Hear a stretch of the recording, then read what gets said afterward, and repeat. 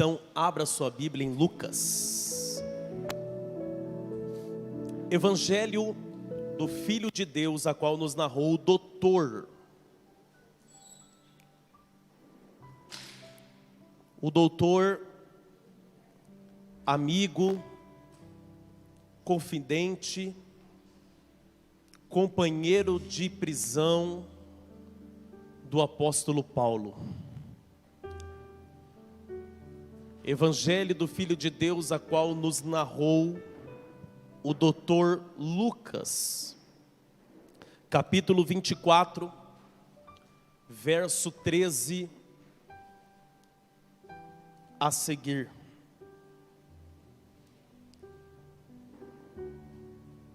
E eu vou precisar ler todo o texto, do 13 ao 35.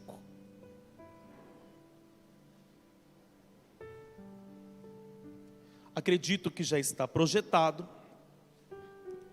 Está escrito assim: naquele mesmo dia. Eu quero que você grave isso.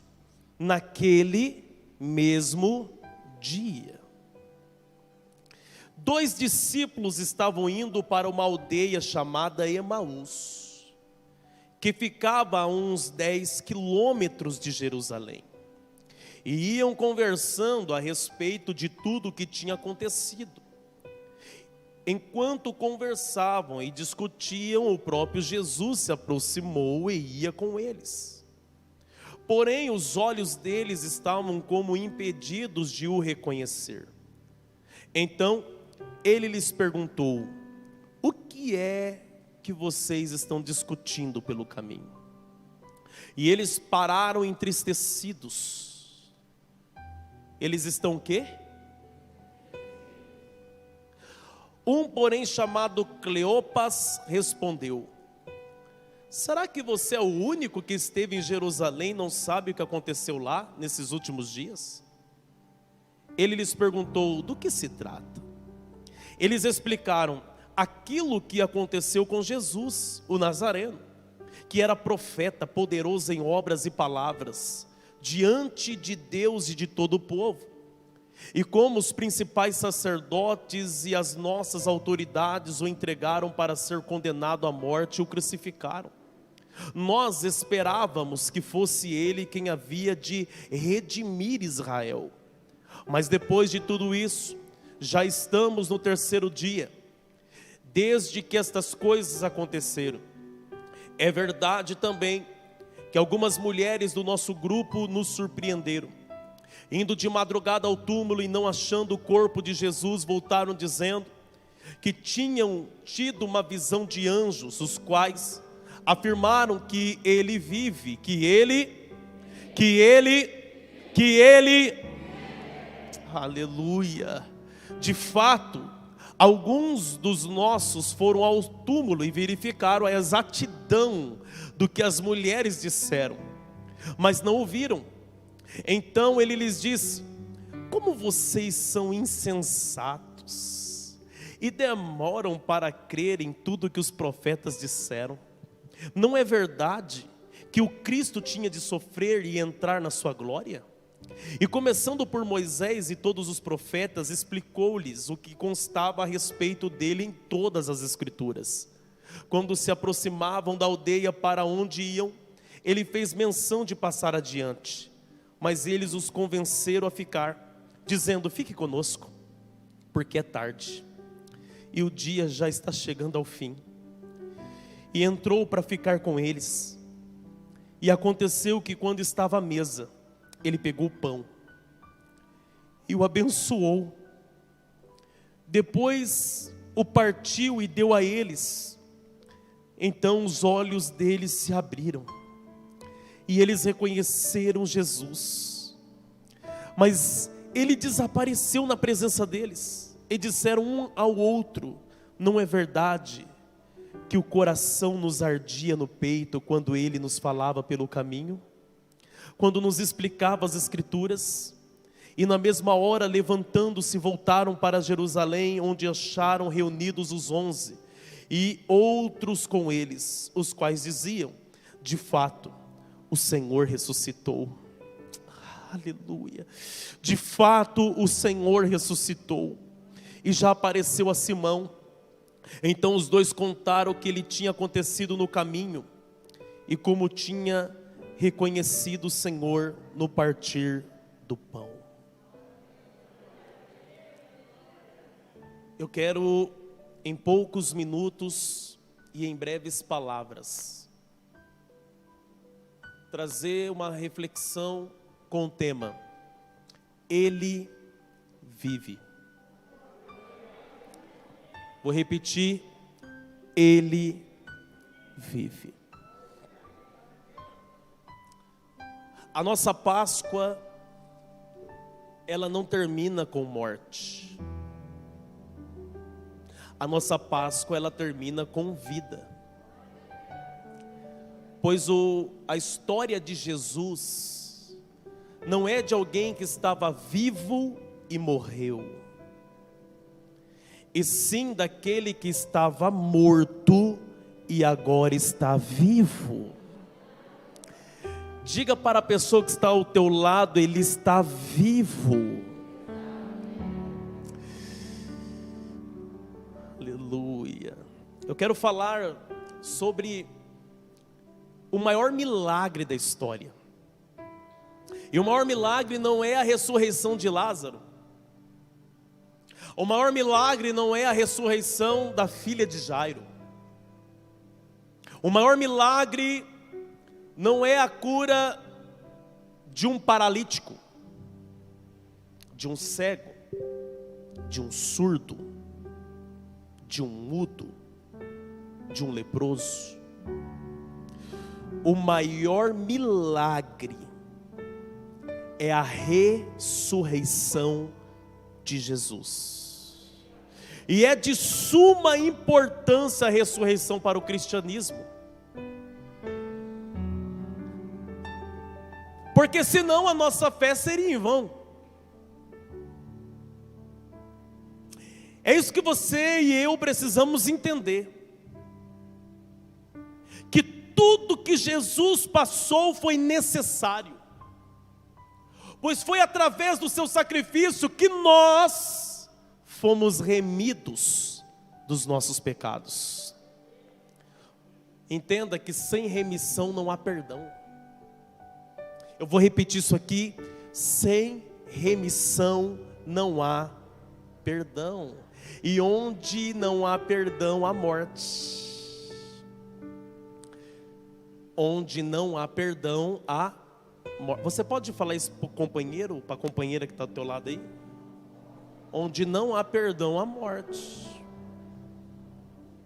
Romanos 6:23 diz que o salário do pecado é a morte. E quando nós olhamos para a história bíblica,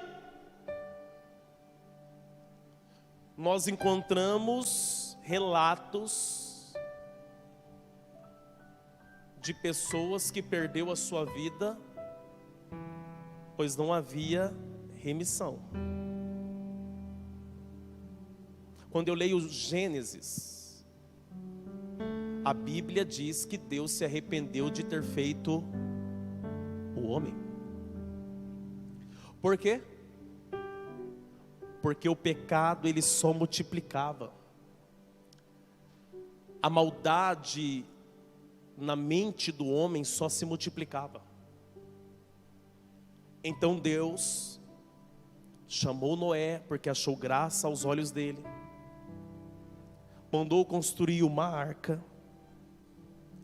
uma construção de 100 anos. Ele, juntamente com a sua família, entrou na arca. E por mais que Noé pregasse a eles, falando sobre um evento futuro que era a chuva, eles não acreditaram na chuva. Eles não acreditaram no julgamento. Eles não creram nas palavras de Noé. Por isso que a Bíblia no Novo Testamento chama Noé de o pregador da justiça de Deus. Entenda que ele entrou com sua família, mas o mundo não entrou junto. Aqueles que recebeu a palavra não entrou junto. E houve uma morte em massa através do dilúvio. Milhares, milhões de pessoas morreram. Praticamente começou uma nova terra depois do dilúvio. Civilizações foram mortas. Por quê? Porque não aceitou a palavra. Eles deveriam ter aceitado. Porque não havia um remidor para eles. Não havia quem remisse. Uma vez que não há remissão, não há perdão. Uma vez que não há perdão, há morte. Quando nós olhamos para Gênesis 19, nós encontramos a história de Sodoma e Gomorra. Duas cidades impenitentes. Duas cidades em que o pecado só se multiplicava e já cheirava mal às narinas de Deus. E Deus, através do juízo, destruiu as duas cidades, matando sua população. Por quê? Porque não havia remidor. E precisamos entender que toda remissão é feita com sangue. É feita com sangue. Por quê? Porque o pecado sempre será uma dívida. E detalhe, uma dívida impagável. Não se paga pecado com dinheiro, porque a única moeda aceita é o sangue. É o sangue. É por isso que precisamos entender que no Antigo Testamento, lá no livro do Êxodo, Êxodo hebraico é saída. O povo de Israel estava aprisionado no Egito. E a Bíblia diz que através do líder e profeta Moisés, e eu gosto dessa expressão, profeta Moisés, porque Moisés era profeta. O profeta Moisés, ele recebe uma orientação divina, uma ordem de Deus. Na última praga, na 10ª praga, o anjo da morte viria sobre a terra do Egito, por causa da dureza do coração de Faraó. E a Bíblia diz que diante desse fato, da morte dos primogênitos, a ordem de Deus para o profeta Moisés foi: sacrifica um cordeiro, pegue o sangue do cordeiro, passe nos umbrais das portas, fique em comunhão dentro de casa, dividindo o cordeiro com a sua família, 2, 3, 4, 5 ou mais. E quando o anjo da morte vier, ele não entrará em suas casas. Por quê? Porque vocês têm o sangue do cordeiro. É por isso que é chamado de Páscoa o que aconteceu naquele dia. A Páscoa não com coelho, mas com cordeiro. A Páscoa não com chocolate, mas com ervas amargosas, que foi usada para temperar o cordeiro. E lá, quando eles estão dentro de suas casas, o anjo da morte vem, ferindo os primogênitos da terra do Egito. Só que quando chega na casa dos hebreus, a morte passa por cima. É por isso que é Páscoa, Peshá, no hebraico, que significa passagem. Só que eu gosto da tradução na língua inglesa. A palavra Páscoa na língua inglesa significa passar por cima. Porque o anjo da morte vinha e passava por cima das casas, mas não entrava. não tocava. Por quê? Porque tinha sangue. E aonde tem sangue do Cordeiro tem esperança. Aonde tem sangue do Cordeiro, aleluia. Eu não sei você, mas eu estou sentindo a presença do Cordeiro que tira o pecado do mundo entre nós. Aleluia. Olha para cá. Depois disso, todos os anos, os judeus foram orientados anualmente a sacrificar um cordeiro. Um sacrifício que era feito pelo sacerdote, que era oferecido ao Senhor, o sangue do sacrifício. E depois que Deus recebia o sangue do sacrifício, o pecado do povo era coberto. E a ira de Deus era aplacada, cessava. Então todos os anos, os judeus sacrificavam um cordeiro. Mas esse sacrifício, na antiga aliança, não era perfeito. Pergunte por quê? Porque não purificava. Só cobria o pecado. Só aplacava a ira de Deus. É a mesma coisa de você ver a sala suja, varrer ela, mas não tirar. Você só coloca debaixo do tapete. Você está cobrindo a sujeira.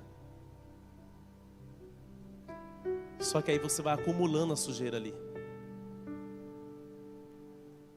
Então precisava de um sacrifício perfeito que não ia cobrir. Um sacrifício perfeito que ia purificar, limpar, aleluia. Projeta para mim Hebreus capítulo 9, versículo 12. Eu já estou caminhando para o final. Hebreus capítulo 9, versículo 12. Quem quer que eu termine, diga amém. Quem quer que eu continue, diga glória. Com quem Deus está falando, diga aleluia. Está escrito assim, Hebreus 9:12: e não pelo sangue de bodes, de bezerro, mas pelo seu próprio sangue, entrou no santuário uma vez por todas e obteve a eterna redenção. Aleluia. Eterna redenção, através do sangue de quem? Do sangue de Jesus Cristo de Nazaré. Entenda, 1 João 1,7, 1 João 1,7, está escrito: se andarmos na luz como Ele está na luz, mantemos comunhão uns com os outros, e o sangue de Jesus, seu Filho, nos purifica de alguns pecados.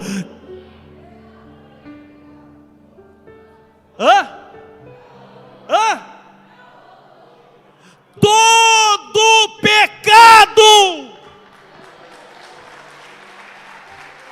Aleluia. Então entenda que foi necessário o sacrifício de Jesus. Ele foi entregue à morte como um sacrifício perfeito.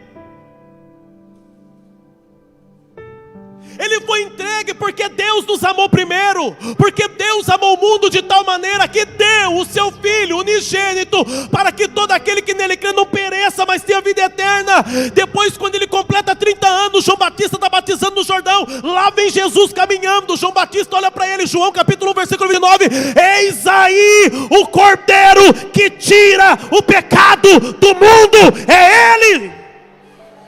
Aleluia! Jesus é o nosso Cordeiro Pascual. Mas você precisa entender que a cruz não é o ponto máximo.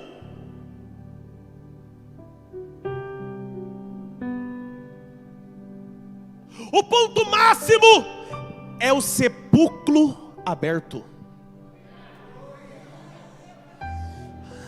Porque o sepulcro aberto fala da nossa vitória.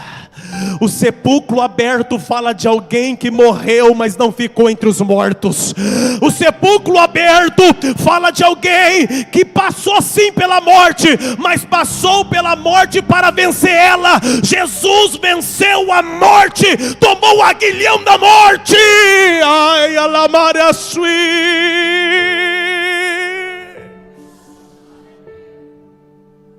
sobre nós a morte prevalece, sobre ele não, porque ele venceu a morte, ele venceu o inferno, ele venceu Satanás, ele tem a chave da morte, ele tem a chave do inferno, ele tem a chave. Aleluia. Com todo respeito às outras religiões, cada um acredita no que quiser, mas o único líder vivo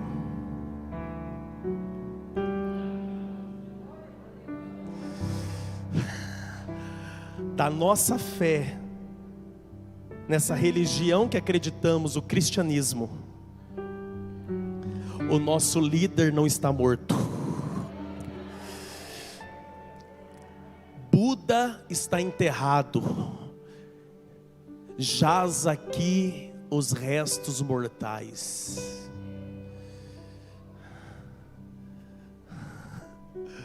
Você tem que entender que para os muçulmanos, o seu líder também está enterrado, jaz aqui os restos mortais. Mas quando você vai ao sepulcro de Jesus, está escrito: não está mais aqui. Não está mais aqui. Não está, vou falar até da glória de Deus. Não está mais aqui, porque já ressuscitou.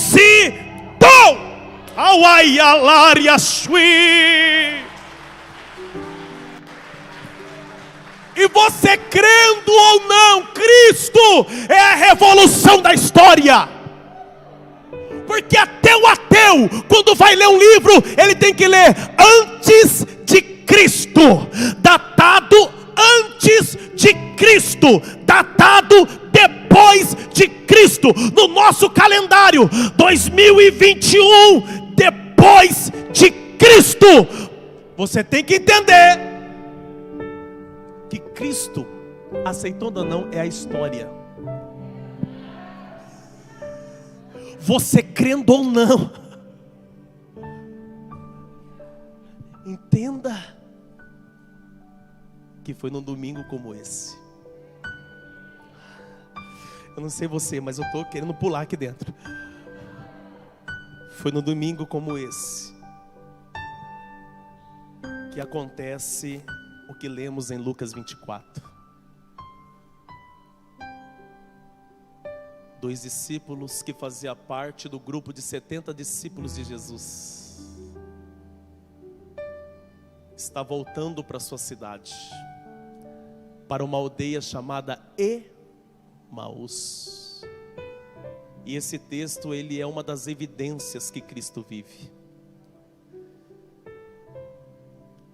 E quando eles estão voltando, eles estão conversando, e a Bíblia diz que eles estão entristecidos. De repente, um peregrino encosta do lado deles e diz: o que vocês estão discutindo no caminho? Você está vindo de Jerusalém, não sabe? Você não sabe das últimas notícias? Jesus, o profeta, grande em obras, foi morto pelas nossas autoridades. Nós esperávamos que ele ia redimir Israel. Eles andaram com Jesus, conviveu com Jesus, mas não entenderam a missão primordial de Jesus. Jesus não veio para ser um líder político. Jesus veio para salvar o perdido, manifestar o reino de Deus na terra. Eles estavam esperando alguém que ia redimir Israel, ia tirar Israel de debaixo do jugo e da opressão romana. E quando eles estão falando sobre isso, eles são interrompidos pelo peregrino, que diz: como que vocês são insensatos? Vocês têm dificuldade de acreditar nos profetas e nas profecias que já foram ditas? Que dificuldade é essa de acreditar nas profecias? E ele foi discorrendo desde Moisés, falando dos profetas e das profecias acerca de Jesus e acerca daquilo que eles estavam vivendo naquele momento. E ele disse: era necessário Jesus morrer, era necessário ele passar por tudo isso. E a Bíblia diz que quando chega na casa de um deles, o peregrino diz: seguirei o meu caminho. Cleopas diz: fique conosco, fique conosco, porque já é tarde. Jesus entra na casa, a ele é dado pão para dar graças. Quando Jesus parte o pão, que eles abrem os olhos, não vê mais Jesus, só vê o pão partido na mesa. Naquele momento o coração deles é incendiado. Um olha para o outro e diz: o nosso coração não ardia quando ele nos falava da palavra no caminho? Era ele. Era ele. Ele está vivo. Ele está vivo. Ele está vivo. Eles saem correndo e eles voltam para Jerusalém para encontrar com os discípulos.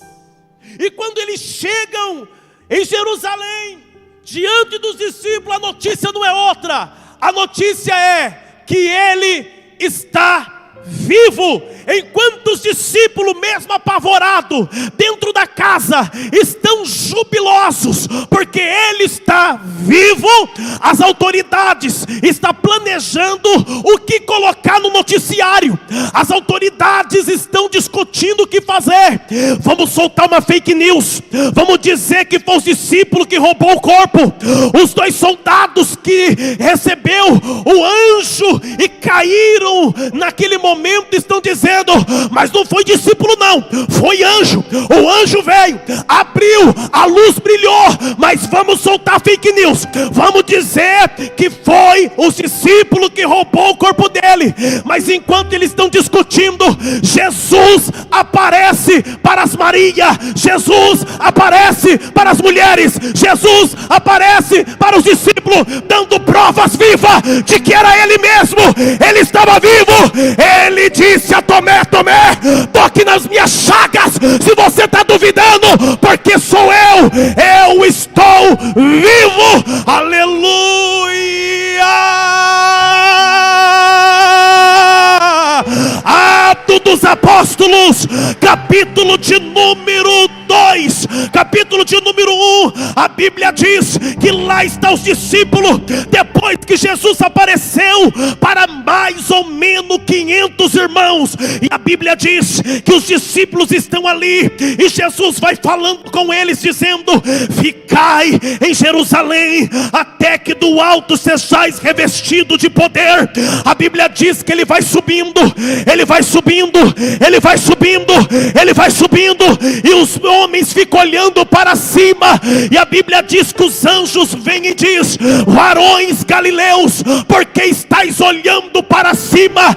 Esse mesmo mesmo Jesus que viste subir, Ele há de voltar, Ele há de voltar, Ele vai voltar, Ele vai voltar, aleluia. Atos dos Apóstolos, capítulo 7, versículo 55, Estevão está sendo apedrejado por ordem de Saulo, e a Bíblia diz que quando ele está sendo apedrejado, ele olha para cima e diz: eis que vejo o céu aberto, eis que vejo a glória de Deus, eis que vejo o Filho de Deus, a saber, Jesus Cristo, à direita do Pai. Ele viu, ele está vivo. João na ilha de Pátimos é arrebatado, e a Bíblia diz que quando ele chega lá no céu, ele contempla um homem de vestes brancas, o sapato como latões reluzente que acabou de sair do fogo, uma barba branca, o cabelo branco como a neve, e a Bíblia diz que quando ele olha, ele cai aos pés de Jesus, e Jesus diz: eu sou aquele que estava morto e agora estou vivo. Ele está vivo, ele está vivo. E melhor do que está vivo é saber que ele está aqui nesta manhã. Ele disse: eu estarei convosco até a consumação do século. Ele disse: aonde tiver 2 ou 3 reunidos em meu nome, eu estou no meio desses. Ele está aqui, ele está aqui, ele está aqui, ele está aqui. Cadê você adorando ele? Cadê você exaltando a ele? Cadê você dizendo que ele está vivo? Fica de pé comigo, fica de pé comigo. Allahu enerei quando labaria suida caianai.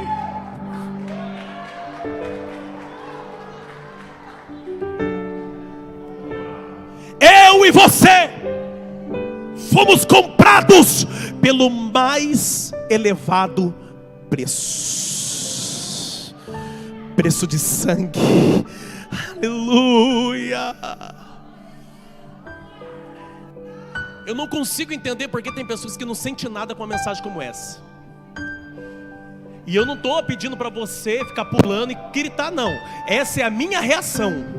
Cada um tem uma reação, mas tem gente que fica na inércia.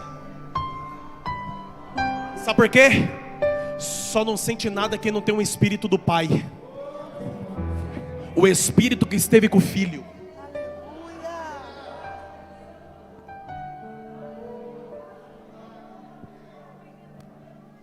Porque falar dele converte até corações endurecidos. Falar do sacrifício dele converte corações endurecidos. Lá estão os judeus olhando para os discípulos cheios do Espírito Santo, e eles começam a dizer: estão tudo bêbado. E Pedro diz: não tem ninguém bêbado aqui essa hora do dia. O que está acontecendo aqui é o cumprimento da profecia de Joel 2:28, que o Senhor derramaria do seu Espírito sobre toda a carne. Nós estamos aqui porque vocês mataram. Foi vocês que mataram o nosso Cristo. Foi vocês que crucificaram Ele. Ele morreu pelos nossos pecados. A Bíblia diz que quando Pedro termina esse sermão e pergunta: alguém aí quer aceitar Ele? 3.000 pessoas estão levantando a mão. 3.000 pessoas estão dobrando o joelho e dizendo: nós aceitamos, nós nos rendemos diante dele. Aleluia.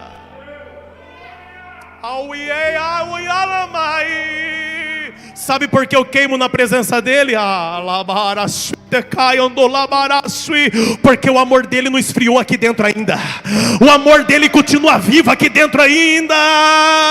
Mostra nesta manhã que o amor dele está vivo dentro de você. Mostra nesta manhã.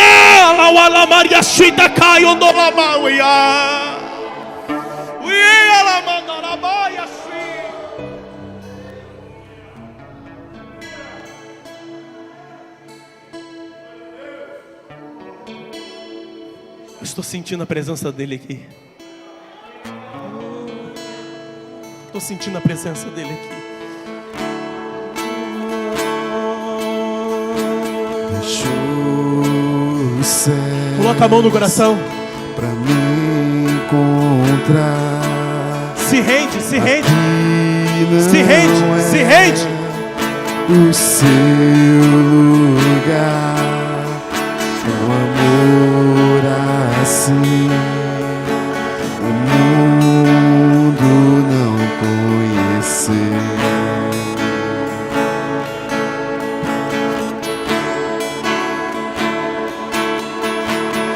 Naquela cruz se entregou, o teu perdão me alcançou. Um amor assim o mundo não conheceu.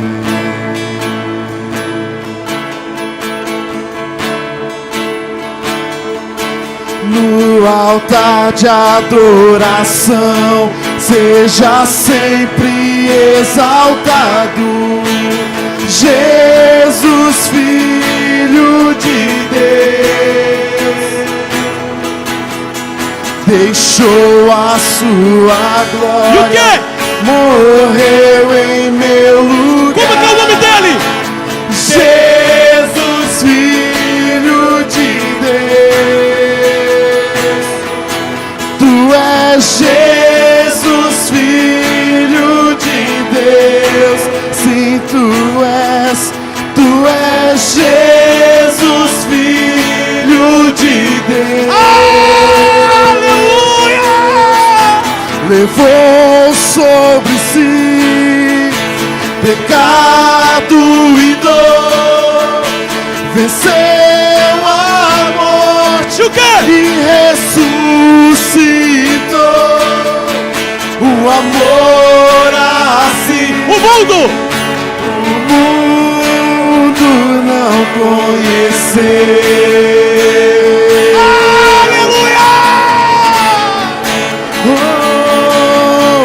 Levou sobre si O quê? pecado e dor, venceu a morte e ressuscitou. Um amor assim o mundo não conheceu. Sinta esse amor agora. Seja batizado por esse amor. Agora, agora, agora, agora, agora. Vai recebendo, vai recebendo, vai recebendo, vai recebendo. Receba, receba, receba, receba, receba. Seja cheio, seja cheio. Deixou a sua glória, morreu em meu lugar. Jesus, Filho de Deus, Tu és Jesus, Filho de Deus. Seja exaltado, engrandecido, Seu nome é santo, poderoso é, e não há nada que apague o Seu amor. A cruz me libertou. O quê? A cruz me libertou. Seja exaltado, engrandecido. Diga. Seu nome é santo. Diga poderoso. Poderoso é. E não há nada. E não há nada Que afasta. que apague o Seu amor. A cruz. A cruz me libertou. A cruz me libertou. A cruz me libertou. A cruz me libertou.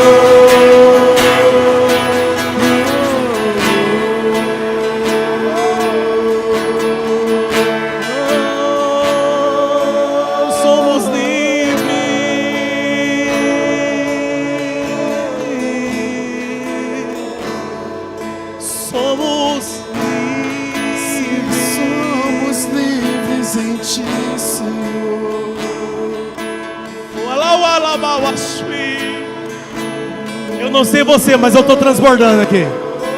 Eu não sei você, mas eu estou transbordando do amor, do amor, do amor, do amor, do amor. Ei, manda embora tudo aquilo que te afasta desse amor. Manda embora agora e receba Jesus de uma vez por todas na sua vida.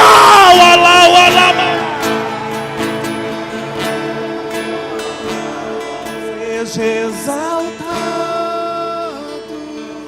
engrandecido, ó, seu nome é santo, poderoso é, e não há nada que apague o seu amor.